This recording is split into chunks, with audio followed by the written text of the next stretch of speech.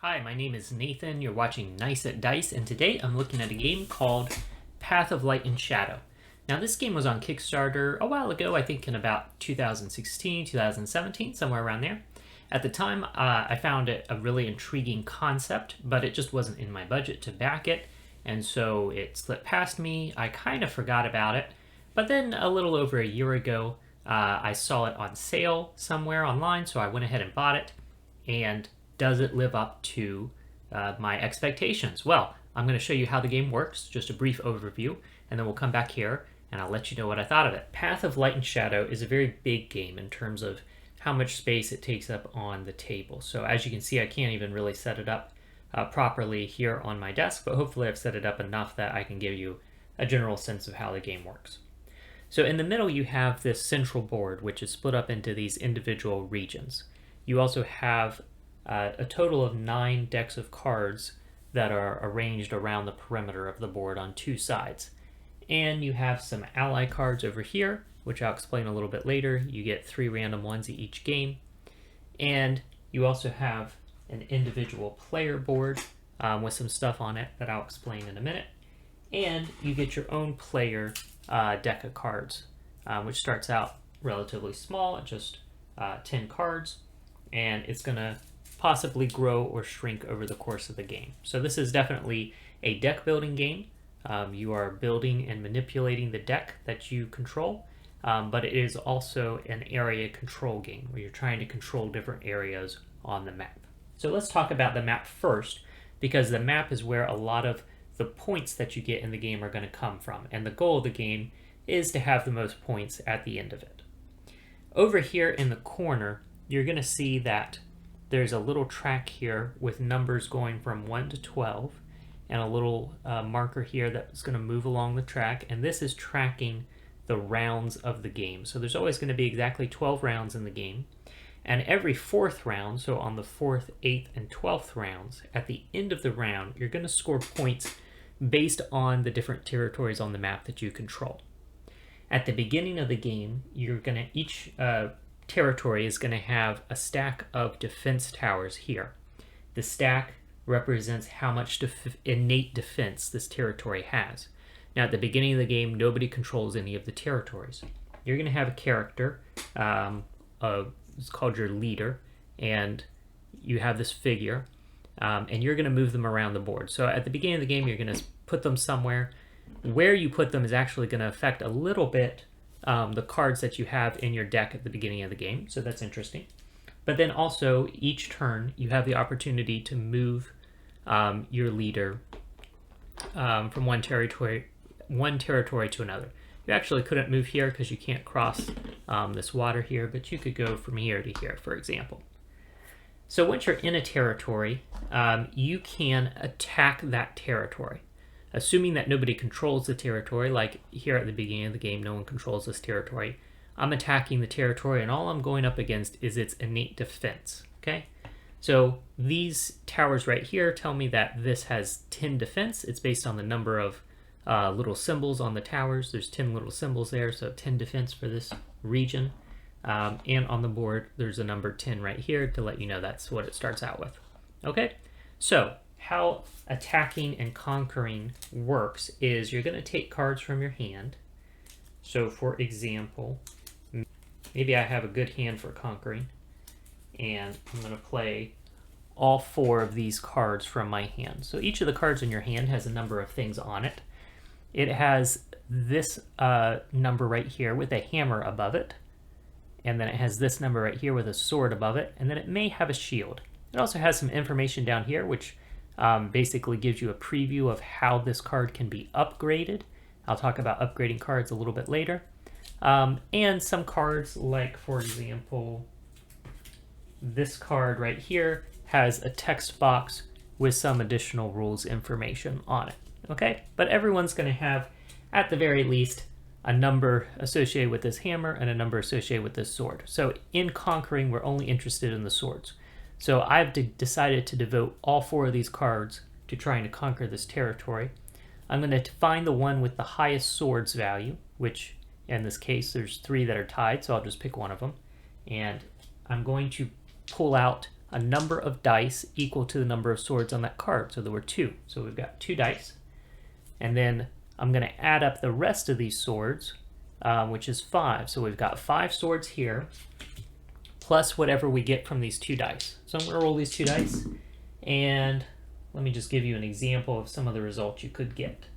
Okay, let's say I got these results.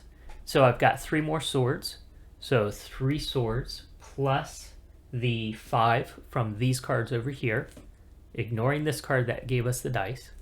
All right, so 5 plus 3 is 8, and the defense here of this territory was 10. So I did not beat the defense of this.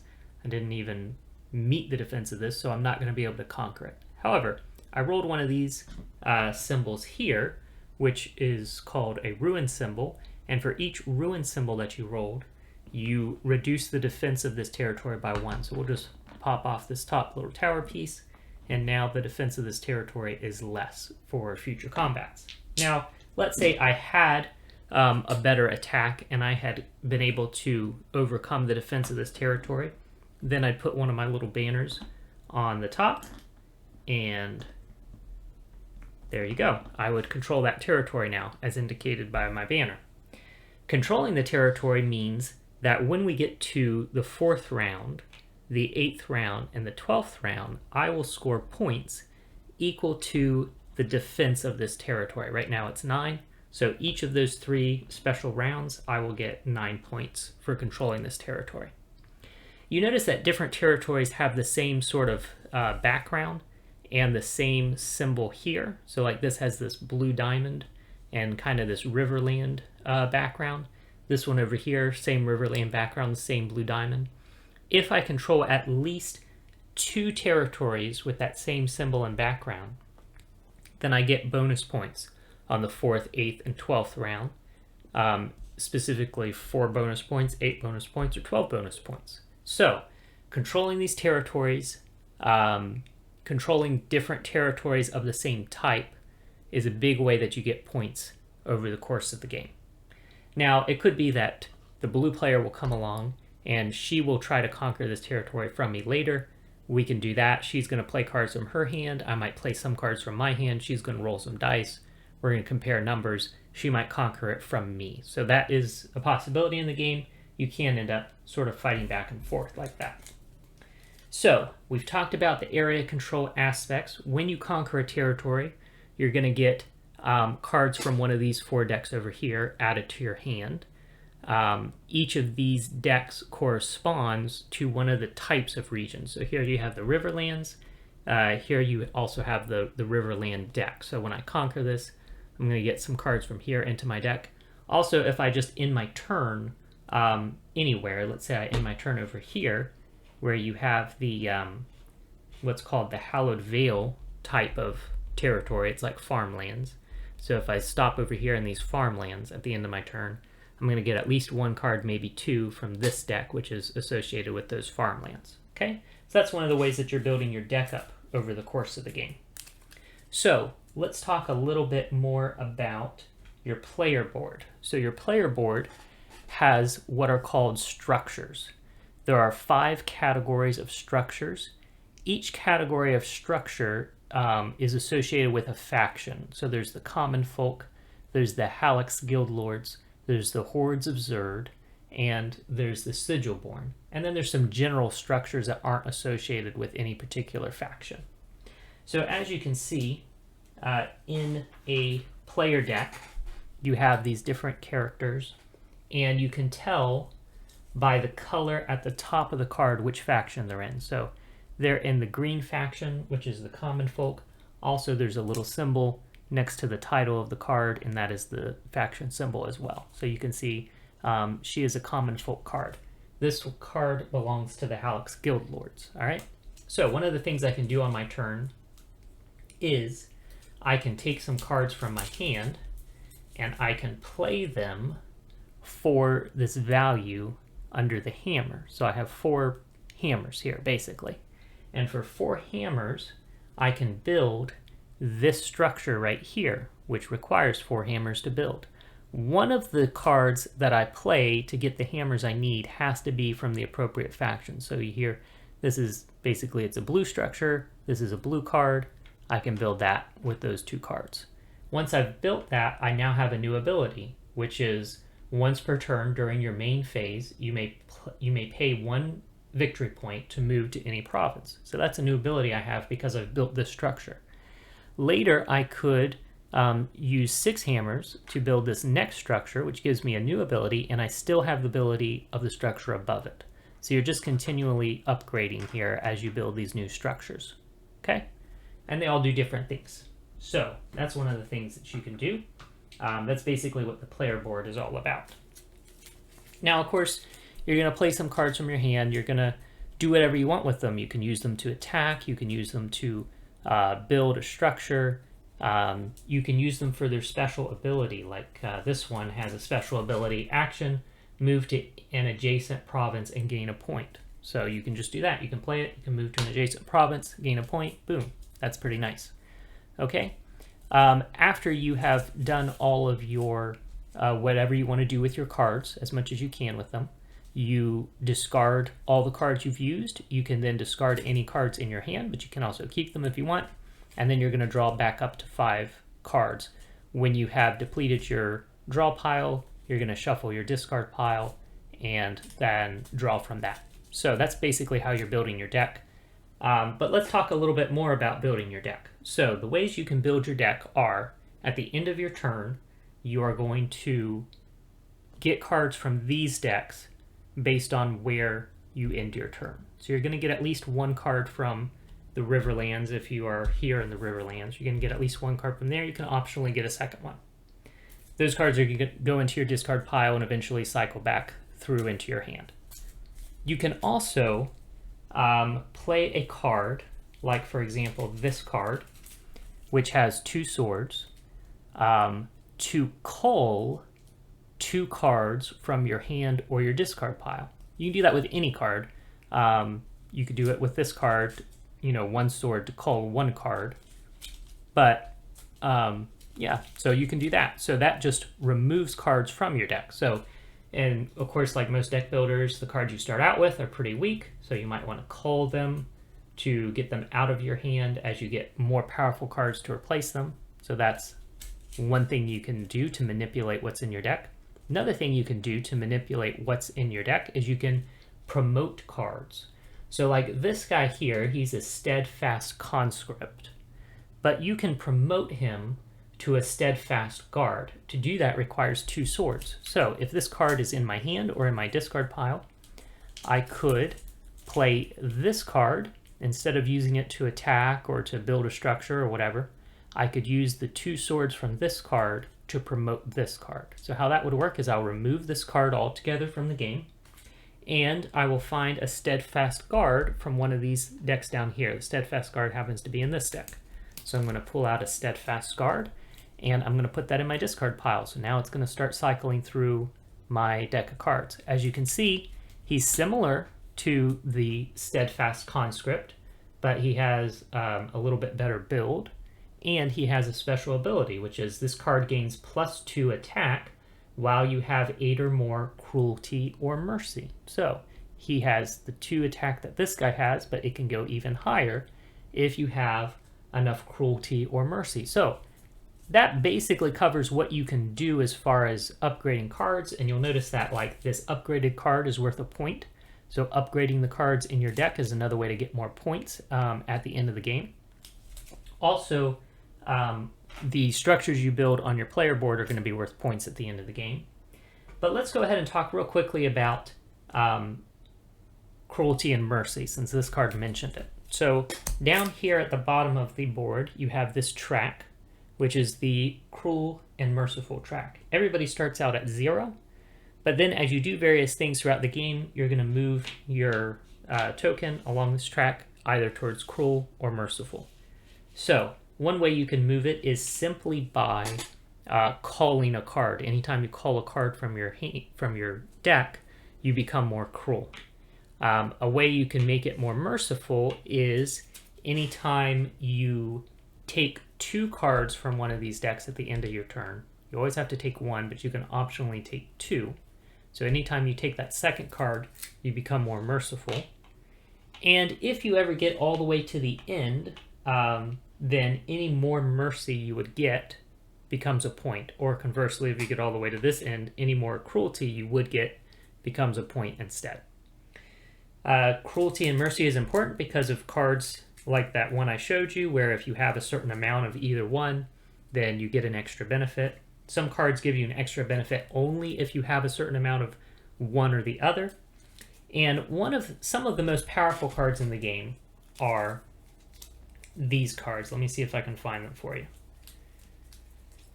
All right, you have this guy, the Numerai Wanderer. Basically, these are the only non-human characters in the game. There's some sort of fantasy race or possibly ancient aliens stranded in a fantasy world. I don't know. But in any case, they're pretty powerful on their own. But when you upgrade them, you replace this card with a random card from this deck. And the upgraded numerais always have better stats, and they always have an ability that is triggered if you are cruel, and a different ability that's triggered if you are merciful. So, whether or not you are cruel or merciful has a lot to do with how these really powerful cards function for you in the game. So, that basically covers the general gist of the game. Hopefully that gives you a little bit, just to kind of reiterate what the flow of the game is. On your turn, you have the option to move. You play as many cards as you want from your hand. You can use those cards to conquer. You can use those cards to build your structures. You can use those cards to upgrade. You can use the cards to cull other cards from your deck. When I said upgrade, I meant upgrade the cards in your deck. Or you can use them for special actions if they have special actions on them. I did forget to come back to these, so let's do that now. These are ally cards. You have 3 random ally cards in play. And basically, each ally card has a prerequisite on it. So like this one says, control at least 2 provinces with a windmill symbol. So you can see this province has a windmill symbol. If you control at least 2 with that windmill symbol, you can claim this ally. They're worth a couple of points at the end of the game, and they also have a special ability, which in this case is basically anytime you're defending a windmill province that you control, you get some extra defense there. So there's different ones. They each have different prerequisites to claim them, and they each have different special abilities that come into effect after you've claimed them. So just another little aspect of the game. So hopefully that gives you a pretty good overview of the game. Let's go back up top, and I'll give you my thoughts on it. All right, so let's talk just briefly about the physical production of the game. It is worth noting that this particular game seems to have some production issues in terms of broken or missing parts. My copy of the game, which I bought brand new, still in the shrink wrap and everything, had 2 of those, the plastic banners that players use to mark whether they control territories. 2 of those were broken. The colored cubes that you use to track like your points, where you are on the mercy and cruelty track, where you are as far as building your structures, all that. None of those plastic cubes were present in the box. All of them were missing. And one of the little plastic rings that you put on the base of the miniatures for your leaders, those were one of those was missing as well.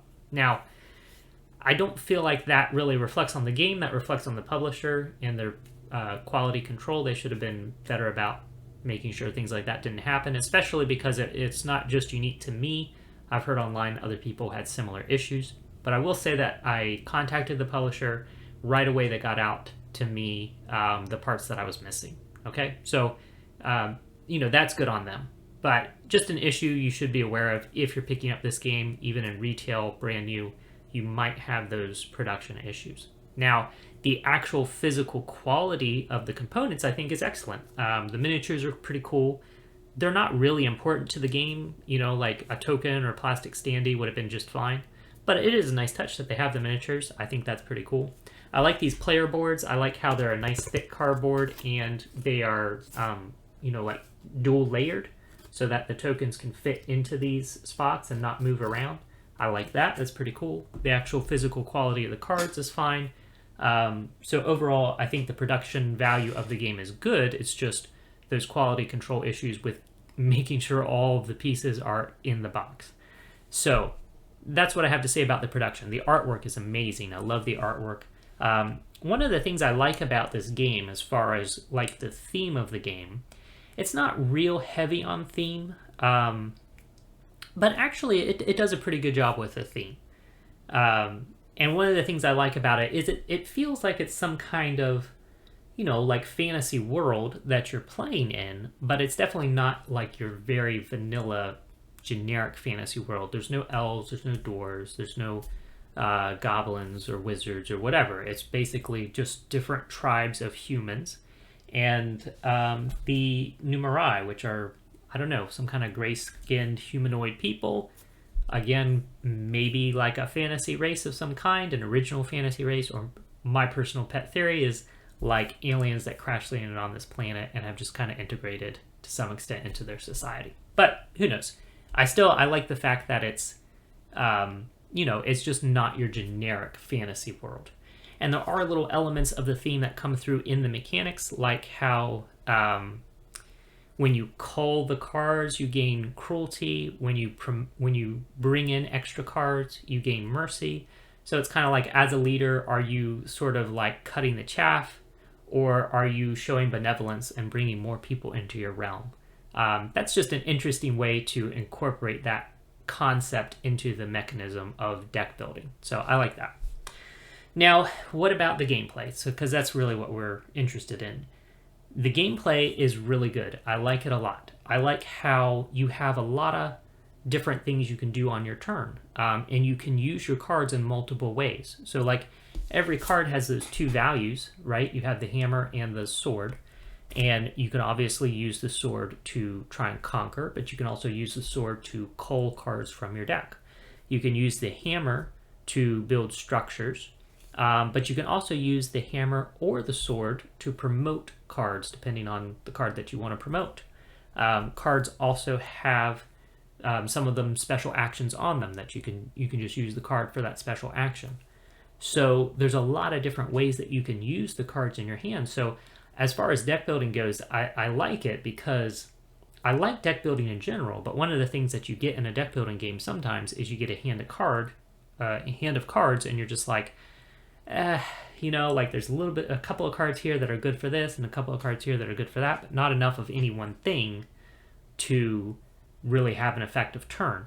In this game, you're not really going to have that because every card in your hand can be used in multiple ways. So the cards in your hand might be especially good for one thing, right? You might have a hand that it's like, oh, this is a great hand to conquer with, so let me move to conquer one of these other regions. Or it might be a really good hand for building some structures or whatever. But you're always going to be able to do something with the cards in your hand. Something that feels like effective and worthwhile. You're never going to have just like a dud hand. I like how you build your deck. I like how in the beginning you have like 7 cards that are going to be the same as everyone else. But you're also going to have 2 other cards that get thrown in there randomly depending on where you start. And you're going to have one card called an advisor that's going to be unique to you. Now, advisors are given out randomly. I like this variant where you actually draft the advisors. That's not official in the rules, but it kind of gives you the ability to control your strategy a little bit more going into the game. So just throwing that out there. But yeah, I like how everybody has a deck that's like 70% the same as everybody else in the beginning, but there is that like 30% variance. That's pretty cool. As far as adding cards to your deck, I like how that works because you're adding the cards from these 4 decks, and the 4 decks are tied to these different regions. So you're drawing randomly from those 4 decks as you add cards to your deck, but each region has kind of a different, definitely a different mix of cards in it. So while you don't have complete control over what cards are coming into your deck, you do kind of know, like, if I end my turn in this region, there's a pretty good chance I'm going to draw these kinds of cards and add them to my deck. So I like that. It gives you some control, but not complete control over what cards you add to your deck. I also like how it's very simple to cull cards from your deck. That's one of the things in a lot of deck builders they make it really challenging to remove cards from your deck. And so you can, it's like that's you other games will make it so you have to really work at getting cards out of your deck, the cards you don't want. This game makes it super easy to cull cards. There's the drawback to culling cards is that you become more cruel, which isn't necessarily a drawback because there are cards that benefit from you being more cruel. But, you know, it does, if you're going to cull a lot of cards, it does sort of put you towards a specific strategy. So there is that to consider, but it's also, I like that it's very easy to cull those cards. That's pretty cool. I like how you promote the cards. So the most powerful cards you get into your deck aren't going to be added in addition to all the less powerful cards. The most powerful cards you get are going to be upgraded from those less powerful cards. So I like that. It's a nice way to temper kind of the strategy of culling cards from your deck, because that's always good in a deck building game. But here, if you don't want to cull a lot of cards, maybe you're going for like a high mercy strategy, it's kind of offset by the fact that to get more powerful cards, you don't necessarily have to add a bunch of cards to your deck. You just have to upgrade the cards that you have. So that's pretty cool. I really like that. I like how combat works. It's an important part of the game, going around and conquering the different territories, because that can get you a lot of points. And I like how the combat is, there's some dice involved, so there's some randomness to it. It's not completely, just straightforward, you know what you're going to get. But at the same time, depending on the cards you play, you can also offset the randomness to kind of give yourself, the advantage. So I like that. It's a nice balance of, not being completely random, but having a little bit of, not being completely deterministic either. So I like that. I like how also, as far as the conflict with other players goes, I feel like there's a nice balance there too, because the board is big enough that if you're playing with two players, you can almost play the whole game without going after each other's territories at all. You could just go around and conquer the uncontrolled territories and get a pretty good score that way. So if you like that sort of game where you're each kind of doing your own thing, trying to score points on your own as best you can without really messing with each other, you can play like that in two players for sure. Three players, it's a little bit tighter, but there's still room to do that if you want to. Four players, you're really going to start butting heads somewhere, but it's still kind of, it doesn't have to be like a big part of the game, all right? So I like that, because I like games where you're just kind of building your own engine and going the way you want without having other people mess you up. But I also like games that allow for conflict. So I think this game does a really good job of balancing that. It's like there's room for conflict if you want it, but there's also room to avoid conflict if that's your preference. So I like all of that.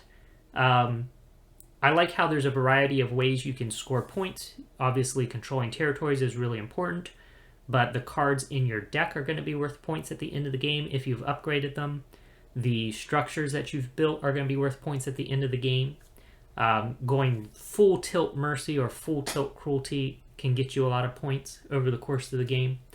So there's a lot of different room to pursue different strategies. I've played this game maybe half a dozen times. I've tried different strategies every time. I've never felt like there was a strategy that was just completely, completely worthless. Like, don't even bother with this strategy. Like, I feel like there are a good number of viable strategies in the game. And I also feel like I haven't explored every single possible strategy. This is a game where I've played it half a dozen times and I still want to come back and play it again because there's still ideas, strategies that I haven't tested yet. So that's basically my thoughts on Path of Light and Shadow. It's a very cool game. I like it a lot. Minor production issues. I think that's the biggest problem with the game. Another maybe small problem with the game is that there is just a lot going on. So it's going to take you a couple of games, maybe 2 or 3 games, to really feel like you understand everything that's happening and can strategize effectively. So there's a bit of a learning curve there. So be aware of that.